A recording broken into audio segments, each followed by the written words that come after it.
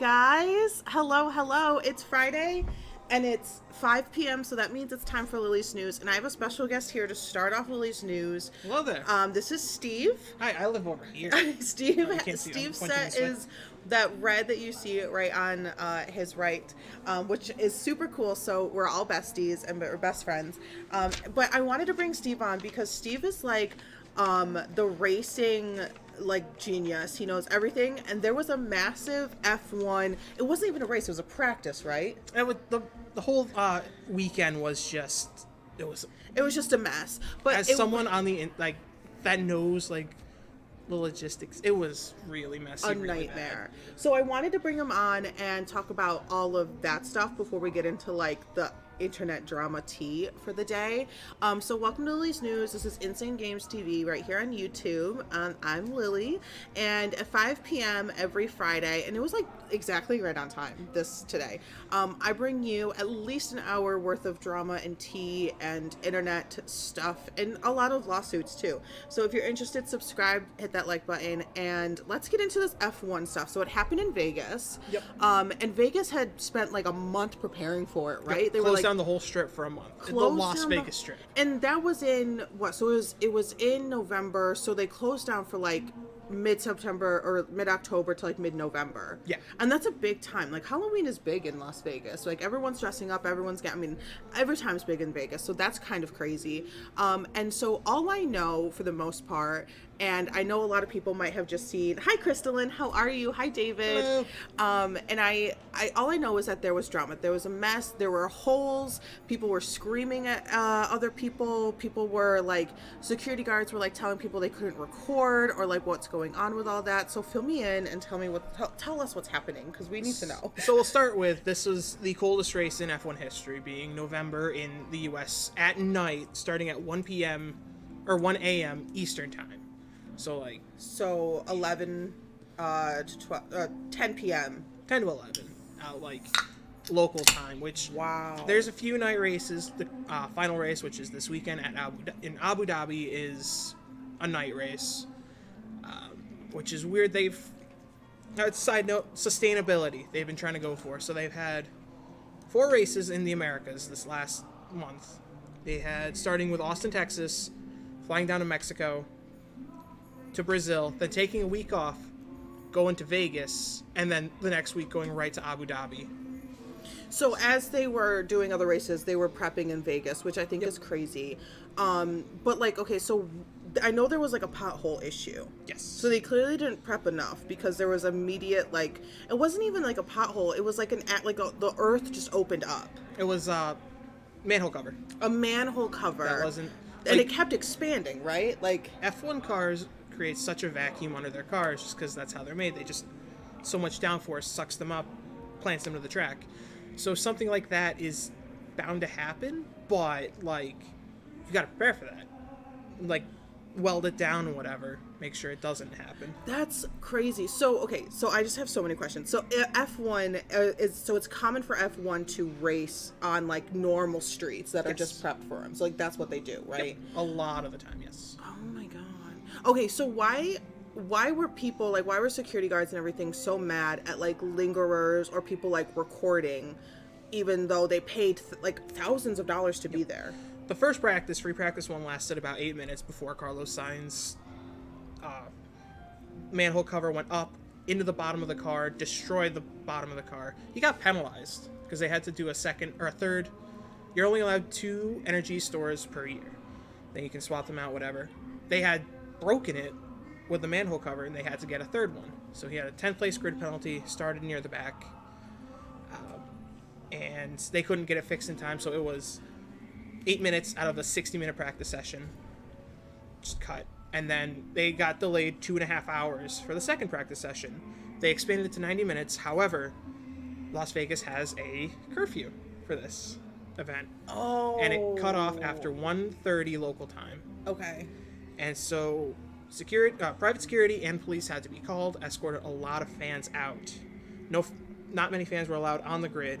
But all those ones that were escorted out were given $200 in vouchers. Wait, but they paid like $3,000 to be there. No apologies were given at all. And they were yelled at. I don't know if I could even find a video or not. And legal action has been launched towards that. Right, because these security guards were literally pinning people to the wall and screaming at them to, like, leave and, like, walk. But, like, if you got 2 bodyguards on each side and you're pinned up against the wall, where are you going to go? Like, you're not going to touch them, because the moment you lay a hand on them, you're going to be charged with assault. Yes. Even though they're, like, berating you and literally threatening you. That is so crazy to me. And then FP3 the next night, and our free practice 3 and then qualifying happened the next night. Free practice 3 was canceled after 57 of the 60 minutes due to an accident on track. That happens.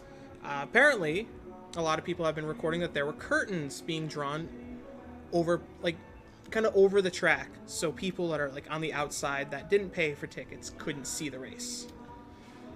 That's great. And, like, people who live there. Yeah. Oh my god. Dave said, LOL, all the prep in Vegas and they have potholes / speed bumps. It is kind of crazy to me that it wasn't done right in the first place, because this isn't like just, oh no, you damaged a car. This is like lives at risk. Yes, like, that manhole could have gone up and really injured Carlos Sainz. Yes. Which thankfully he was okay, a bit shaken up, but like. That is so wild. And this was a really big deal, because Are they gonna just not go to Vegas again? Like, they have a 10-year contract. Oh, it's the residents of Vegas. I saw a lot of videos of the residents of Vegas, like, furious because their hometown, like, their main street is being blocked off for 2 nights of racing, of cars going fast. 3 nights of cars going on their street, and then it's absolute chaos. It's absolute mayhem. That was so wild. And jumping into the race itself, no accidents really happened in the race besides Lando Norris in the McLaren had a hard crash on lap 2, who was transported to the hospital. He was okay after he's going to be racing this weekend. But other than that, it was just an absolute shit show. It was just poorly prepped.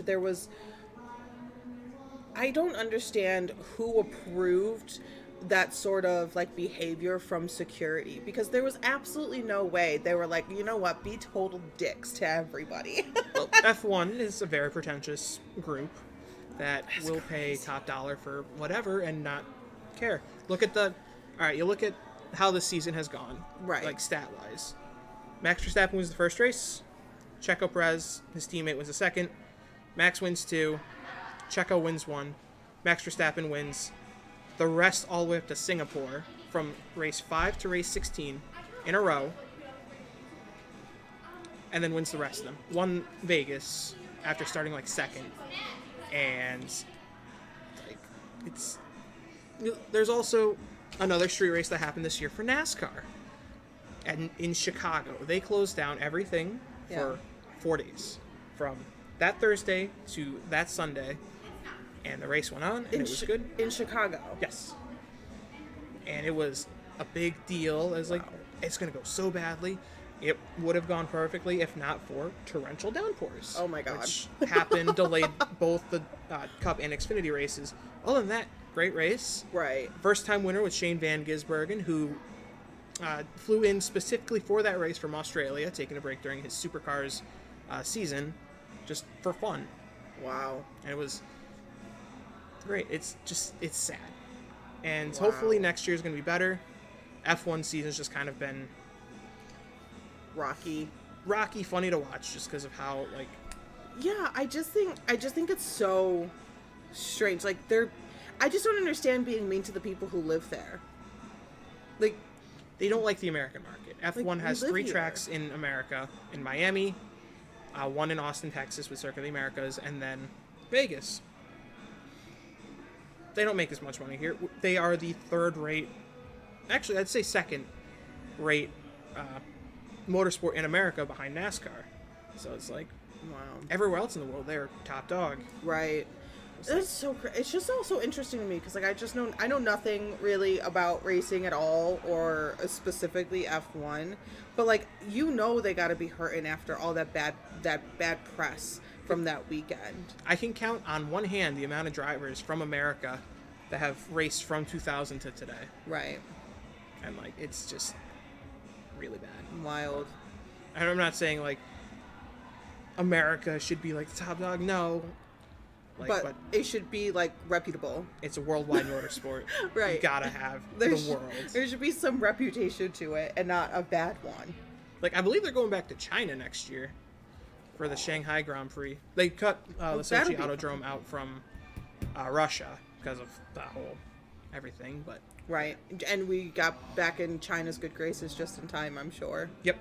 Because it was a little rocky there for a minute with China. 24 race schedule next year from February to December. Wow. I am excited because that's less off weeks for motorsport. Right, because when are NASCAR dates? NASCAR is February to November, but beginning of November. Oh, okay. The Clash is usually week before the Super Bowl. 500 is the week after. Wow. I should probably get back to work. Thank you for having me on. Thank you for filling me in. I now know more things. If you have any questions about anything, I'll be up front. Okay, thank you. All right, you guys. So we're filled in on the F1 drama. Let's get into some of the other drama from the week. First of all, I hope you guys had a good Thanksgiving. I had a insanely eventful week that was completely unpredictable. So, but I am here, and we are chatting.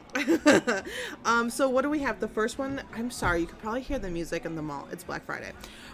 So I am going to be chatting about Pokimane to start. So we talk about Pokimane a little bit. Pokimane is a Twitch streamer, now YouTuber as well. There's the market for her has sort of shifted, which is great, get that bag. And so she has recently released a new brand of cookie. Let me get the name because I always forget the name of cookie, and I could even pull it up. Let's see here. So she's released a new brand of cookie. Mina, I believe, like midnight snack cookies. So this was her sort of like first time doing anything like this. She actually, with a partner, purchased a cookie brand, has switched out their sort of recipe and branding, and has turned it into her Mina midnight cookies. Wow, lots of background noise today, huh? And so she is now selling these cookies for $28, and that is 4 bags, $7 a piece for 4 bags of cookies. No, they're not big bags, and no, they're not the price of Oreos. They are like ethically sourced, non-GMO, almost vegan. They can't technically call them vegan cookies. So they're an expensive cookie brand for those who are interested in a more precise, health-wise, I wouldn't say a healthy cookie, but something not as terrible as like Oreos or Chips Ahoy and that type of stuff. And there was a lot of backlash on the price of these damn cookies. And I get it. $28 for 4 bags of cookies. You're going to eat one bag is a serving. You're going to eat one $7 bag of cookies at a time. That can be pricey for some, and for others, it can just be a drop in the bucket. It was her response that really sent people over the edge. So she responded. I don't even want to play it because it kind of really hurts. But let's see if we can find it. I'm pretty sure I can.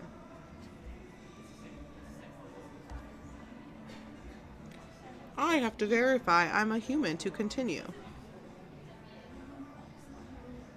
All right, let's see what this is. Pokimane calls her fans. Okay. Let's see if I can hear this.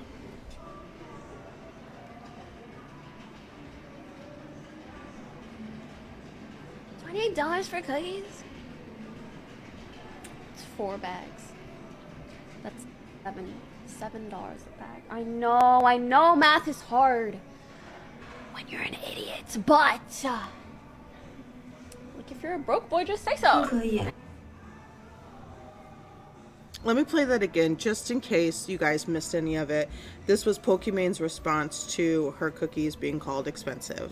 When people are like, oh my god, $28 for cookies? It's 4 bags. That's $7 a bag. I know math is hard when you're an idiot, but like if you're a broke boy, just say so. Anyways. Okay, so that to me is a bit of an interesting response to I wouldn't say taking an offense, but bringing up the conversation that $28 is not an accessible price for a snack for the majority of people, which understandably so, $28 is not an accessible price for a snack for a majority of people, but it's also not a snack for the majority of people. It's a snack for a small minority of people who are either needing something that's like gluten-free or something that's vegan. It's a niche market essentially, and unfortunately those types of products are going to be more expensive. You're having more expensive ingredients. You're having you're making small batches. Oreos make massive batches. These cookies, teeny tiny batches. There's going to be more manpower, less machine power, so it's a whole process. And there was a lot of talk about how just absolutely fair it was for people to complain about the price. But I think we need to talk about how absolutely unfair it is for someone who is in a really fantastic position financially to refer to, even if it is just targeted at one person, if you someone's amount of money in their pocket, calling them a broke boy, even as a joke, which I know it was. I can see the humor. I can see her eyeballs. I can hear it in her tone of voice. She did not mean it. It was not a meaningful reaction. It was a joke, but it can still be hurtful. It can still be hurtful. And a lot of people. You said that to a lot of people. Immediately, and it spread very quickly. But $28 for a bag of cookies is too much money. You can get $20 worth of groceries to last for a couple days. I hear that. That I hear. Now I want to touch the other side of her sarcastic joke about if you're a broke boy, just tell me, if you can't do math because you're an idiot.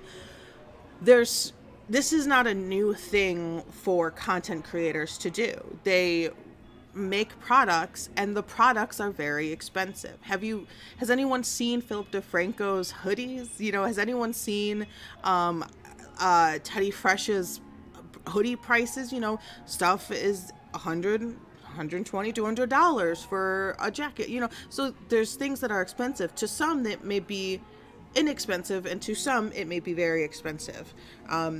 For me, a very personal example is Good Mythical Morning. I don't know if you guys are familiar with Good Mythical Morning, but they are two Rhett and Link creators who have been on the platform for generations. But they just released a brand new cereal brand. They were $10 a box plus shipping. One box was 9 ounces, another box was 11 ounces, and I bought it on day one. One, I wanted to try their new cereal, and two, I want to continue to support the creators that I like, and having a $35 leave my account, that's something that was accessible to me for the product that I was receiving. To some, cookies for $28 is not accessible or reasonable. People are allowed to be upset, people are allowed to be confused, people are allowed to say but I also think people need to realize that the insane amount of hate that immediately went towards Pokimane is definitely because she's a woman. And I don't want to say all the hate that went to her is because she's a woman or from misogynistic standpoints, but it was definitely rooted in some misogyny, for sure. I could list and name hundreds of male creators that have extraordinarily priced products, and no one has ever batted an eye at. Yes, there was a little pushback when it came to Rhett and Link cereal. Yes, there's Moist Critical, who has his t-shirts on sale for like, I don't know, $40 for like a plain white tee. Yes, there's a couple, there's some pushback on, let's say, Teddy Fresh that has, a really expensive product that people want. Yes, there is that pushback, but the amount of pushback that Pokimane got was astronomical in comparison. So I really want people to like realize that like you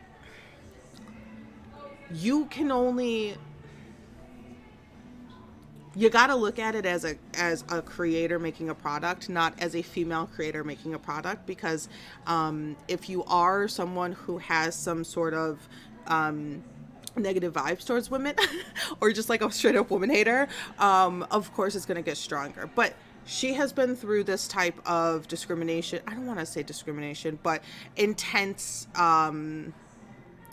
communication from her viewers forever. A lot of women have, a lot of female creators, dare I say almost all of them have felt that level of, this is not the same amount that everyone else gets. And when you refer to everyone else, it's the male creators. So I can see both sides. I'm here to talk about all sides. Am I going to buy her cookies? No, because honestly, I don't think I would like them. Do I regret buying the Good Mythical Morning cereal because I don't like it? Maybe. But I'm still glad that I gave it a try. But I don't know. I'm also not the biggest fan of Pokimane. Me personally, I think her response was not the best, but I feel like it could have been a lot worse. So that's the Pokimane deal. That's the Pokimane deal. Let's talk about Colleen Ballinger. We remember, hey, Mr. Tommy Stew. We remember Colleen Ballinger, right? The toxic gossip train. Remember her? She's back. She came back after almost 5 months of being off the internet. Colleen Ballinger is back, and she is vlogging, daily vlogging, which I think is absolutely astounding to me. She has not brought her character Miranda back, because why would she? She basically is able to blame all the bad things that she did on her character, but she is daily vlogging. And boy, are they really, really boring. The first one, oh my god, that music is so loud. I hope it's not that loud for you guys. The first vlog that she had when she came back, she had a little bit of an apology. So let's pull up her video, and I want to show you the apology that she gave.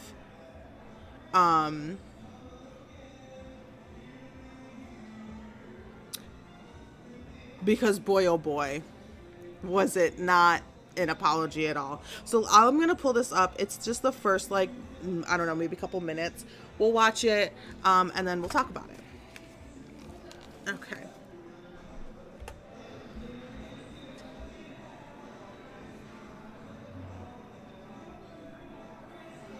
Hello, everybody. Sorry I've been gone for so long. I've really missed this. I've missed talking to everyone every single day.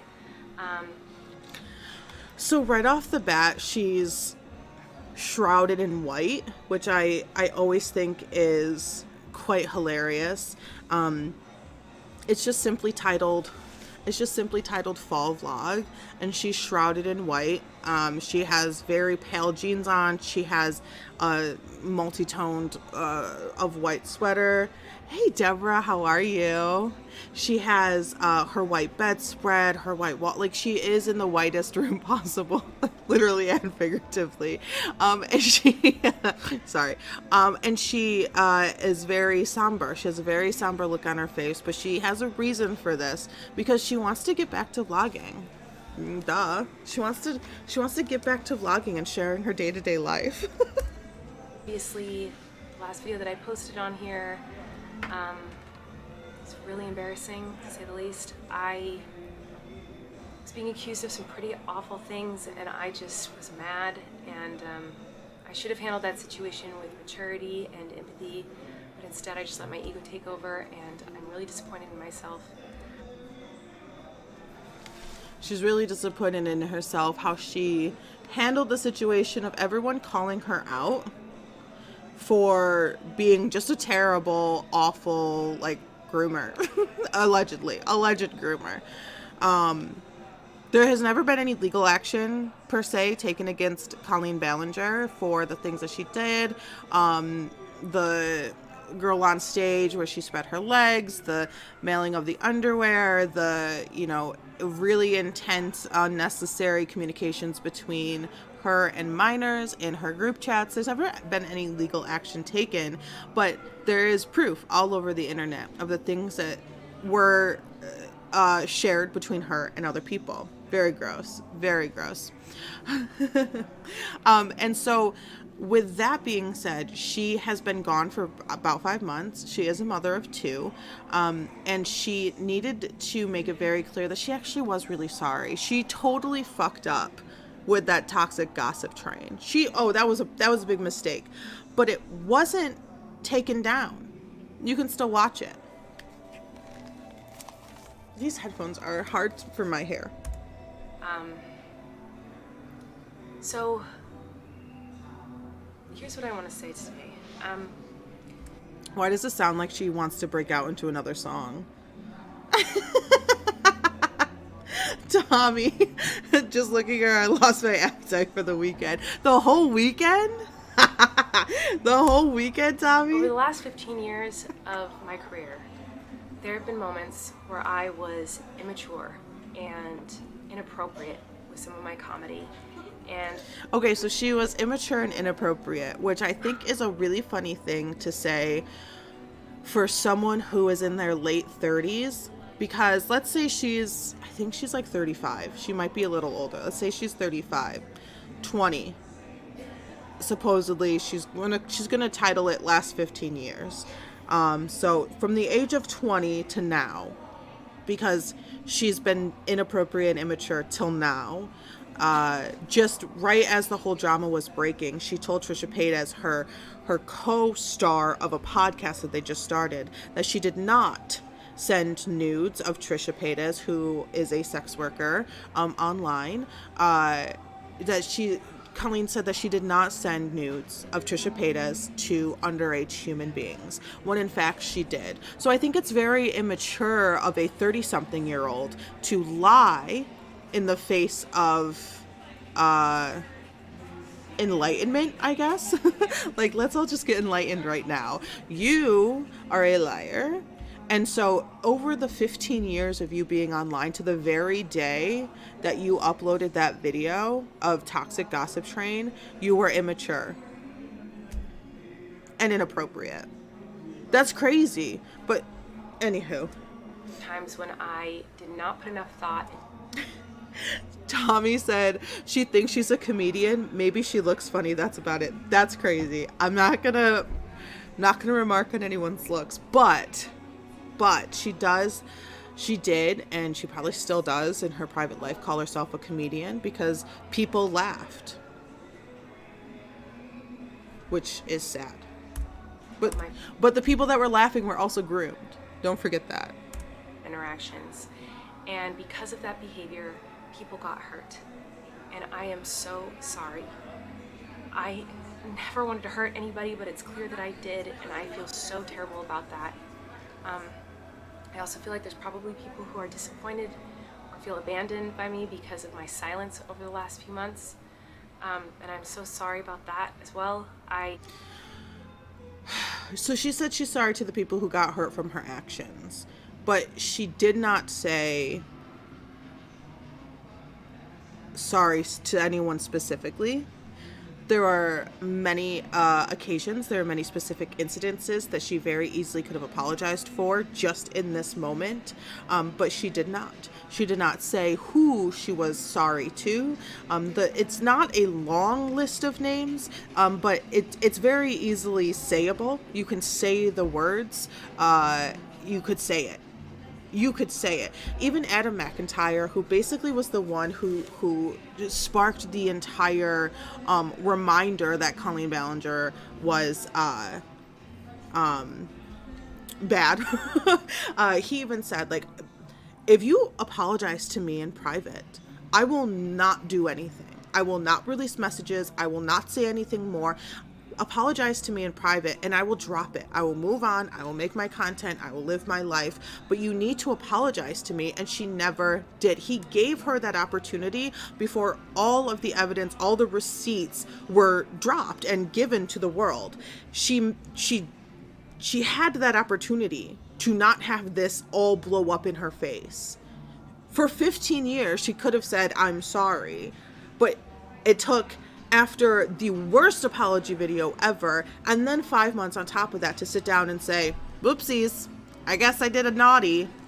Anywho, I'm not laughing. I don't think this thing would ever make me laugh. Her apology isn't sincere. Absolutely. And I wanted to talk about that too. So she is a studied and learned actress. She has performed in major Broadway shows. She has been performing since she was a child. She has been trained in acting. But even when it comes to real life situations, you cannot act real if you are, it's like a really hard like body language thing to get over. So you may be really good at acting, which I'm not going to say she is, but you can be really good at acting and be in an actual like really sticky situation and try to act your way out of it, but it will not work because the humans that are watching you are looking for the genuine response. When you are playing a character, you're able to give a genuine response from that character's mindset, from that story, from the character development that you have done yourself to prepare for the role. When you are yourself and you are trying to portray a character who is sorry, the people looking at you are not going to feel that that's genuine because we as humans only look at other humans and read body language. You may not even know that you're doing it, but you're doing it. So you may not even realize that you are reading someone's body language, but you are reading their body language by their eyes, by their lips, by their nose, by their face, by their legs. You're reading all of it. So let's watch some more of it. I needed to take time to make sure I was listening and learning as much as possible, and I also needed to get the help that I needed to be okay. I'm a mom first and foremost before anything else, and I needed to take care of my kids. So this is where it gets tricky because yes, we understand that you're a mother, but you have also been hurting people for the last 15 years, and your kids are only a handful of years old. So yes, you are a mom. You need to take care of your kids, and no one is ever going to say you're not allowed to take care of your kids. You have to take care of your kids. That's what you do. The worst part about her, in my opinion, is that she basically monetizes her kids. I mean, she monetized her pregnancies.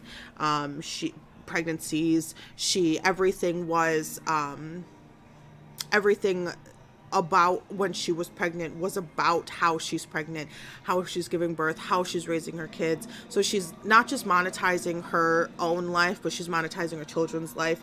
And the whole family vlogging thing is very strange to me. Her sibling, her sister has a family vlog. I think someone else might even vlog in her family. So it's like kind of like a family ordeal to have a family vlog. But I think that's gross. I don't like it. I don't want it. Stop putting your kids on camera.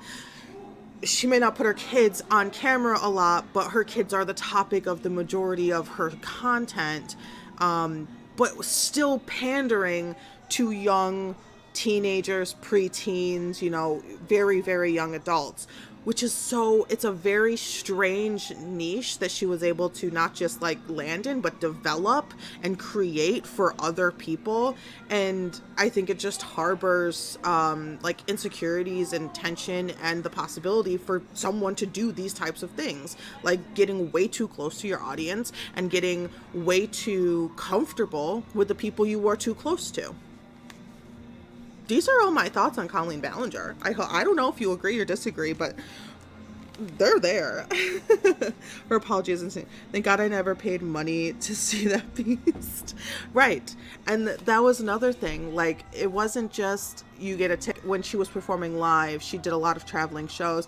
You wouldn't just get the payment for one ticket. It was always the family and the parents would have to go, because the kids that were going to her live shows were like 13, 14 years old. So it's a whole thing. So let's finish this up and then we'll move on.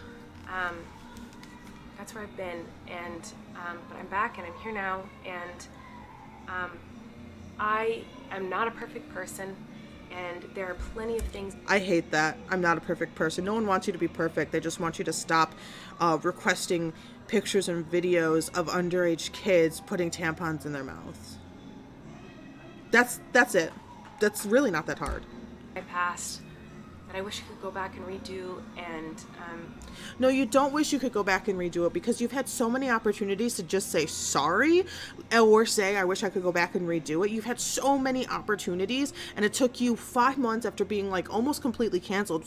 One of the most canceled creators of all time. Like, this person is actually canceled. We have tried to cancel Shane Dawson so many times, but Colleen Ballinger we thought was actually canceled, and she comes out of the woodwork and drops this. Anywho, I'm done talking about this wild human.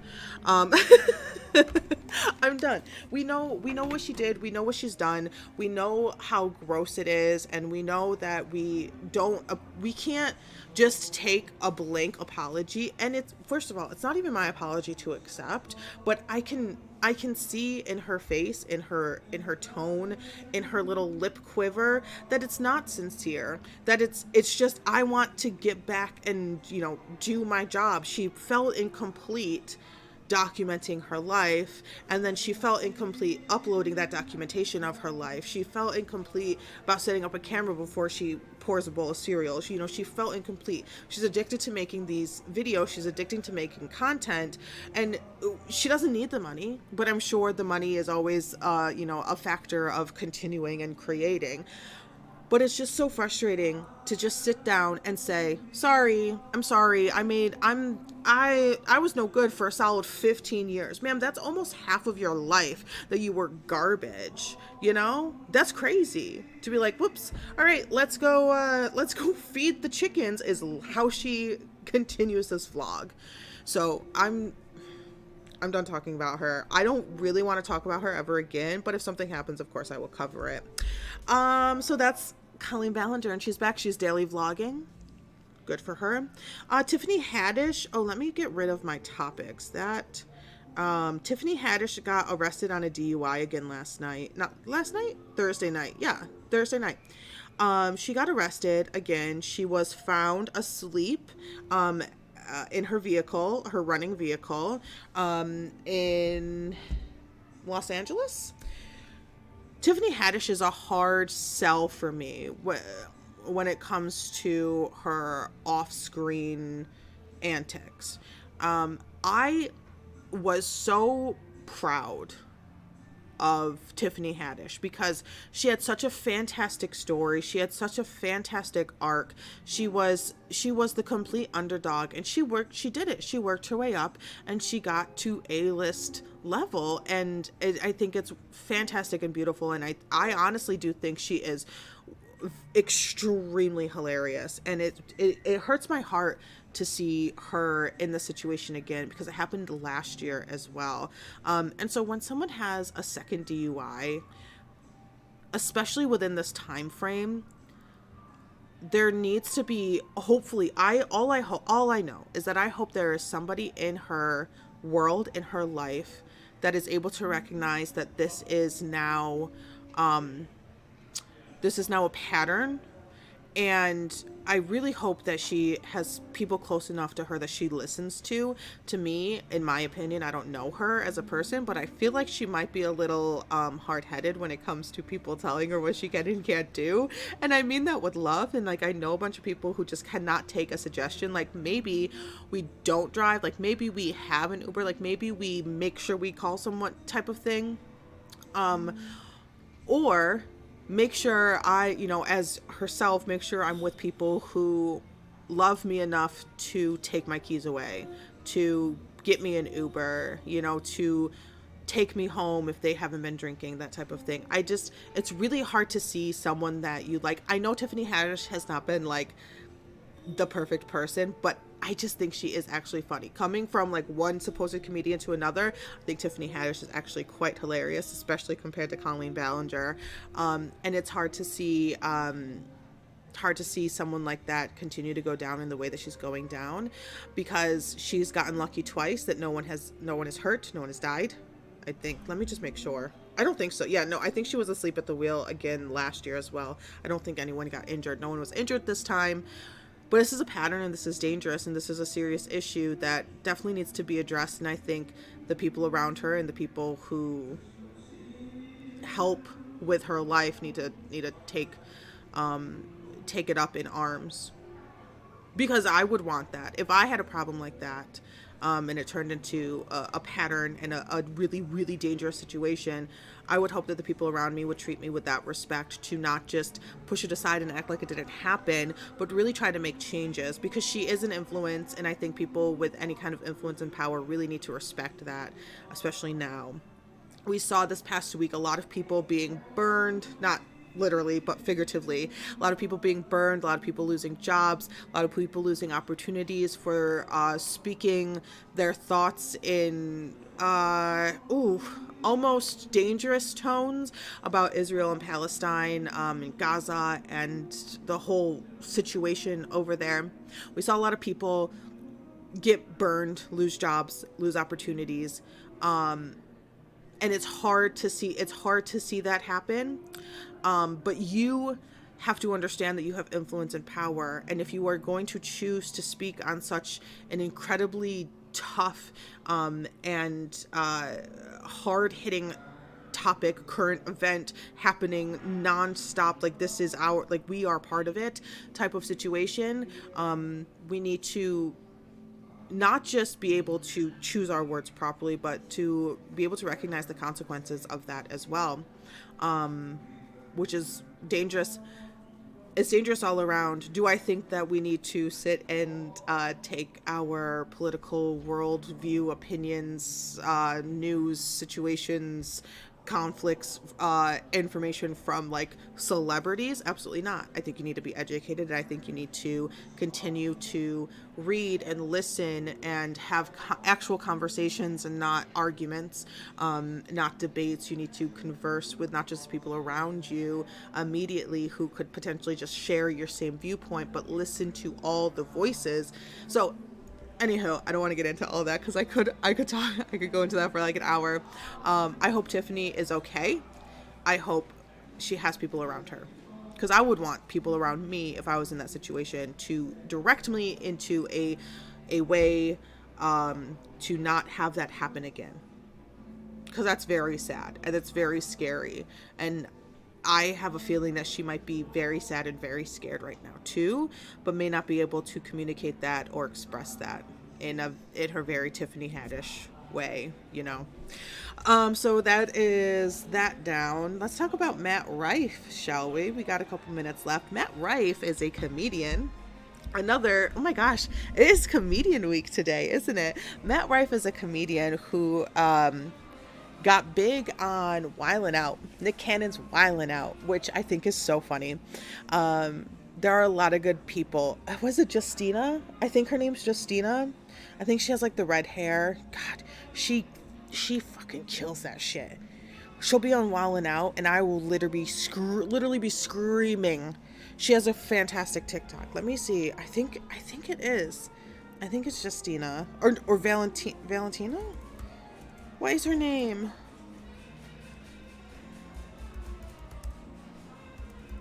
Let me see. Let me see if I can find it. What is her name? Oh, Justina Valentine. Yes, she is. Gosh, she's so good. Her freestyling skills are absolutely like just bonkers. I love her so much. She's gorgeous and she's fantastic. But Wildin' Out, we all know Wildin' Out, Nick Cannon show where you have the comedians and you have the guests and you have the funny spit takes and the in the school scenes, and it's just like a comedian freestyle rap battle show, sketch comedy show, and I love it. And so Matt Rife got big on Wildin' Out. Well, he was on Wildin' Out. He didn't get big on Wildin' Out.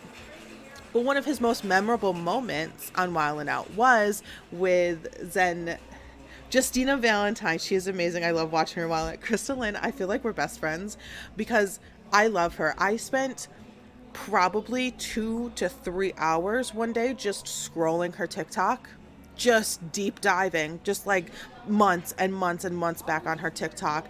She is an icon and I love everything that she does. I love her. I love her so much. I want to meet her and I just want to shake her hand. Because she goes in so deep. Like she will cut you deeper than you would ever expect to be cut on Wildin' Out. She is intense and she has a fantastic mind. I appreciate it. But anywho, Matt Rife and Zendaya. Zendaya was a guest on Wildin' Out, and Matt Rife had a moment where he was like, it was like a scene and he was trying to like get with her. It's a terrible thing. Let me just play it. Let me get it up here. Let me get it up so we can experience it together and we can all go, ugh. Hi, Tom Star. How are you? It's so good to see you. Okay. This is from the Wildin' Out's TikTok. This was like his most memorable moment, in my opinion, on Wildin' Out. Oh. No.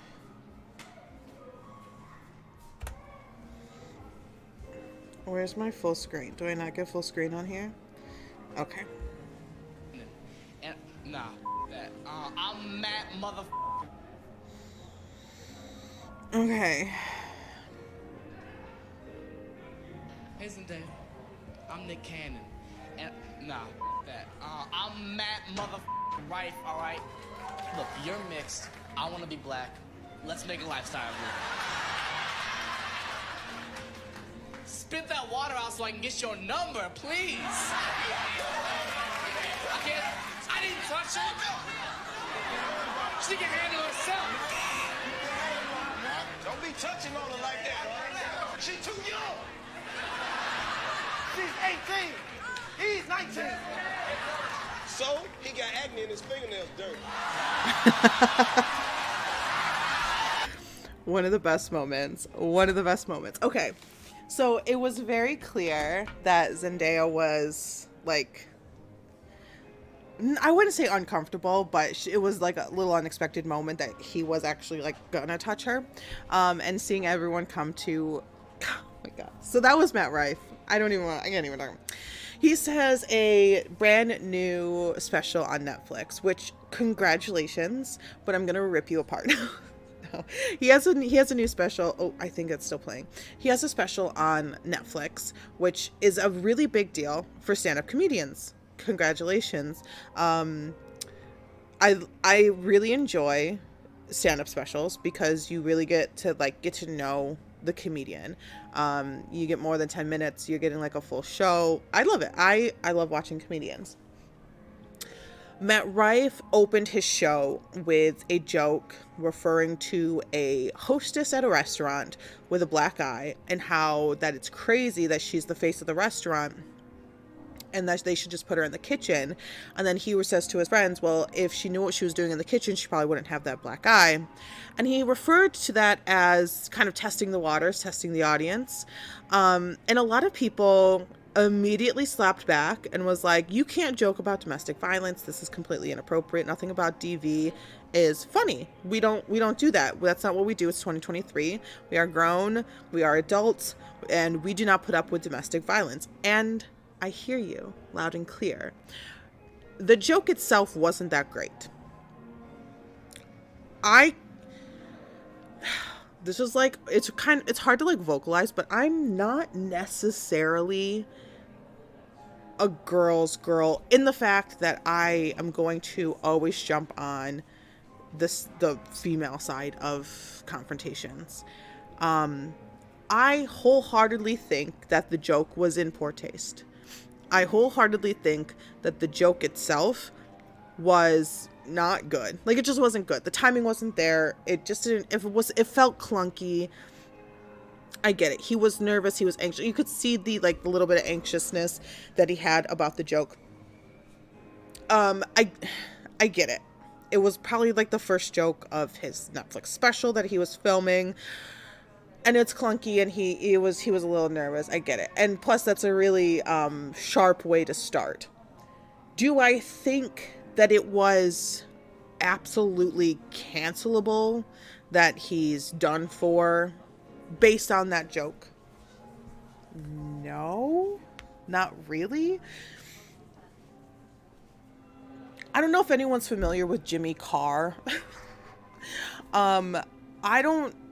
There's a lot. It's hard. It's really hard for me to get on both legs, two arms, all the hands and fingers to jump on the cancel Matt Rife bandwagon based on that joke. Now, are there other things that we could cancel him for, or like really be disappointed in for him trying to, he got very big. He's a conventionally attractive human being. So him on stage saying jokes, doing little sexy style things, the female audience was the reason that he is as big as he is. His audience is female, like 90% female or something like that. The girls like to look at him and they all hope to kiss him and all that stuff. So when you actively fight against your audience and the reason that you now have a Netflix special and the reason that you now can sell tickets to your stand-up shows for like thousands of dollars, and to actively fight against them and to actively like put them as the butt of every joke, I think that is more of a, hey, he's not good now. A joke about DV, I don't think I think it can be the spark to the fire, but I don't think we can just base all of our thoughts and opinions on a comedian just on that. Because I've heard a lot of bad jokes about really tame things, and I've heard a lot of good jokes about really, really terrible things. And I feel like if you can make someone laugh about something really, really terrible, then you're a really good comedian. Now, did anyone really laugh at his joke? No. Not really. I mean, of course they giggled. Of course they laughed. You paid to see someone perform comedy. You're going to kind of let your guard down and kind of give it more of a chuckle than what you would like typically do. I don't think so if that's the only offensive joke he said about the subject. Right. And I feel you, Tom. I feel you. I think if we were to base our opinions just specifically on that one joke, I think it would be really hard to say, I don't like him, he's bad, when he's proven himself capable of going from, a stand-up comedian to Wildin' Out to now having his own Netflix special. He's proven himself capable of that. He's grown an extremely massive audience of majorly women. It continued in the past couple weeks for Matt to actually say out loud in different interviews that he wants to not have a mainly female audience. He wants to write jokes about men. He's telling jokes to pander to men because he doesn't want women as the majority audience member. So that in itself is kind of hurtful as a woman. Like, why? What's wrong with what's wrong with us as an audience? Like, our money is like $10 from me is the same $10 from a dude. So it's very this was just kind of like what I've seen. I didn't actually do like a big deep dive into Matt Rife. I have seen him talk about it a couple of times, but I'll probably talk about him a little more next Friday, just with more stuff that maybe, okay, here's what I'll do next Friday. Next Friday, we'll make like a pros and cons, not like a pros and cons list, but like a we like or we don't like list about Rife. Is that crazy? That's wild. But we can continue to look into it. The last thing I wanted to talk about today was Jamie Foxx. So this kind of caught me off guard when I saw it, and I was actually like pretty shocked. I was pretty shocked when I saw it. So Jamie Foxx is being accused. Actually, let me pull it up because I know I have it here. Jamie Foxx is being accused of sexual assault and battery in a new lawsuit in New York. So this went to the New York Supreme Court, and I'm just going to read you the CNN article just because it wasn't like the Daily Mail article, which isn't always the best source for information, but the Daily Mail is pretty good about like being on top of like lawsuits for big celebrities and creators. So, but anywho, Jamie Foxx faces sexual assault and battery charges in a lawsuit filed on Monday in the New York State Supreme Court. Alleged incident occurred in 2015 at Catch NYC, which is a popular restaurant. CNN reached out, and the plaintiff, who's just being identified as Jane Doe right now, claims in the suit that Foxx intentionally and without consent used force to offensively touch her person, including groping, breasts, genitals. She alleges that Foxx seemed intoxicated at the time, and that she has continued to suffer physical and emotional injuries, anxiety, distress, embarrassment, and economic harm, and is seeking an unspecified amount. It gets interesting. And so they of course reached out to Fox's legal team, and they allege that the incident. They allege that the alleged incident never happened, and in 2020, this individual filed a nearly identical lawsuit in Brooklyn, and that case was dismissed shortly after it was claimed. And so they said that we are confident they will be dismissed again, and once they are, Mr. Foxx intends to pursue a claim for malicious prosecution against this person and her attorneys for refiling the frivolous action. So this, to me, is absolutely even bigger than just here's a lawsuit. I'm suing you because of essay and battery. I'm suing you again because of essay and battery. So it happened in Brooklyn or the Bronx, and now it's up to, which was probably like just city court or like county level, but now it's up to the state Supreme Court, which is this is a lot. What I don't understand is, what did she think? And I'm not saying that she's wrong. I'm not saying that it happened or didn't happen. But what I am saying is that whoever this person is, it didn't end in their favor the first time. What changed, or what happened between then and now to file at a higher level court system in hopes that it would be in your favor? I want, and I'm not saying, well, what changed? Like, what changed? Like, what is the information? Like, I want the information.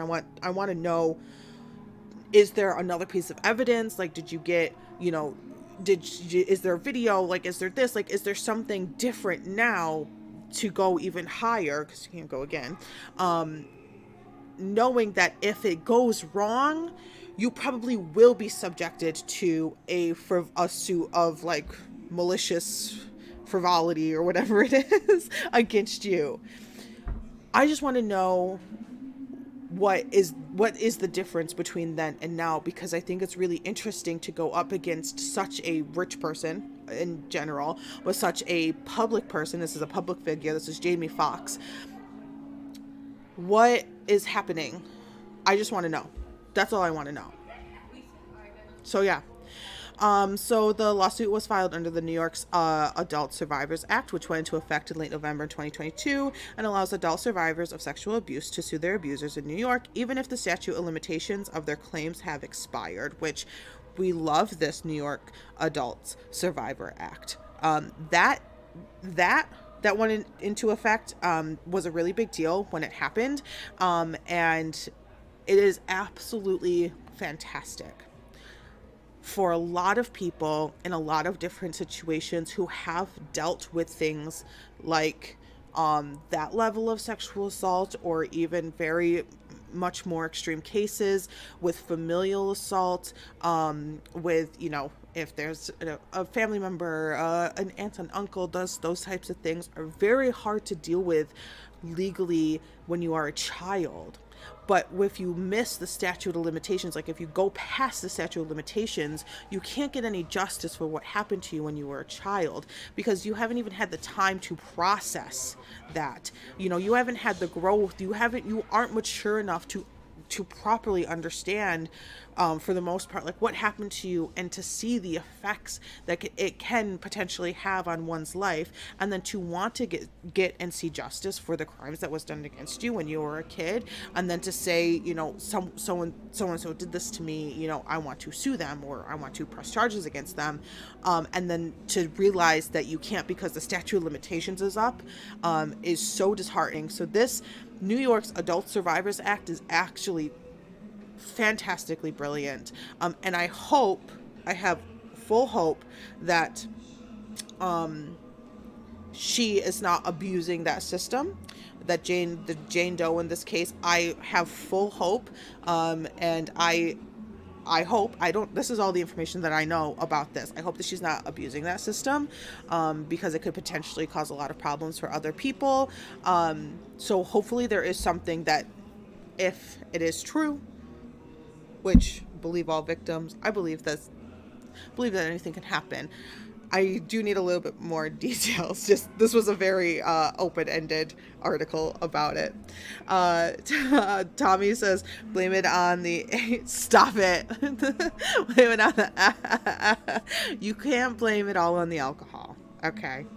But yeah, so that's that. I hope you guys enjoyed. I thank you for watching, and thank you for listening to the F1 stuff with Steve. Steve knows so much about the world of racing, and every day, like if I have like a little question about something, or like I try to watch a race and have questions about that, he's like on it. I'm like, oh my god, he knows so much about racing. So if there's ever anything about racing, Steve will be on to talk about it, because he knows. He's right there. He understands it. I know nothing. It's like football. I don't know nothing. I don't know nothing about football. All I know is that when it's the Super Bowl, I get chicken wings.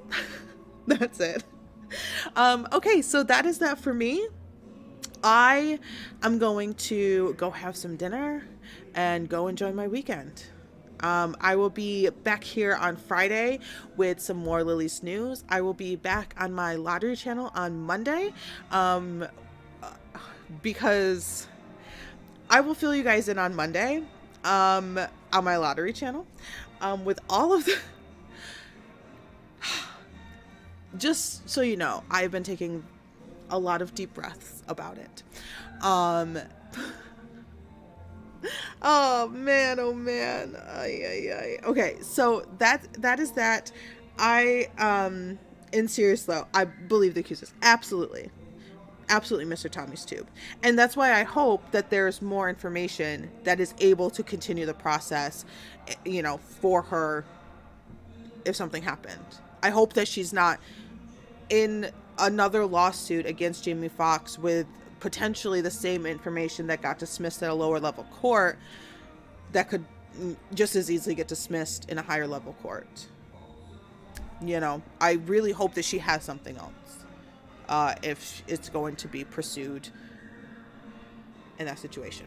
So, oh boy, that's that. I will see you guys on Friday here, Monday on my lottery channel, Lily's Lottery. Same first word, lottery second. If you're not subscribed here, hit that subscribe button. There's a bunch of other content that goes out on this YouTube channel. All of my past lives are in the live tab. And there's a bunch of more videos like Wrestling with the Business, which is like a wrestling podcast, which is pretty cool. So check all that out. And if you go over there and you check any other stuff out, make sure you tell them in the comments that I sent you. That way we know that communication is kind of working. We're trying a few things out here. Follow us on Instagram. What is our Instagram here? Let's see. I should know this because I do it. I should know it because it's my job. Insane Games TV, all one word. So at Insane Games TV on Instagram. I will see you guys next week. Thank you for being here. Thank you for watching. I appreciate your time. I appreciate your energy. I appreciate you chatting and hanging out with me. And it was really great to see your names in the live chat. So be good, stay safe, stay positive, wash your hands. I'll just do my lottery outro, and I will see you guys next Friday. Bye now. Mwah. Love you.